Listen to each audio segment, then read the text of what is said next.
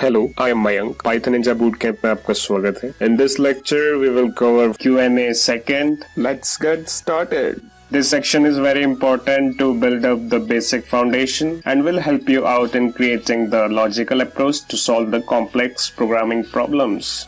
To get the most out of this course, you need to follow the 3 steps. First, you need to revise the previous topics related to Python statements, that is if-else, for loop, while loop, range, and list comprehension. Link of each lecture is given in the description below. Second, download the Jupyter notebook of this lecture from the description. It consists of question along with the solutions. The last and the most important, while solving the question, students are requested to go through the solution first and try to visualize each and every step one by one given in the solution. Let's see one example how you have to solve the questions. So here we have a question. Write the program to find the factorial of a user-defined number. And the solution is this. What I'm gonna do is I'm gonna break each and every step and visualize what is happening here. In the first step, user is asked to input the number for factorial. I'm gonna take 5, so the value of n is 5. Now fact is initialized with 1 in the beginning. Then on first iteration, var is initialized with the first element of the sequence, that is 2. Then the body of the for loop is executed and factorial gets evaluated as 1 multiplied by 2 and it will become 2. On second iteration, var is initialized with the second element of the sequence, that is 3. Then the body of for loop is executed and factorial gets evaluated as 2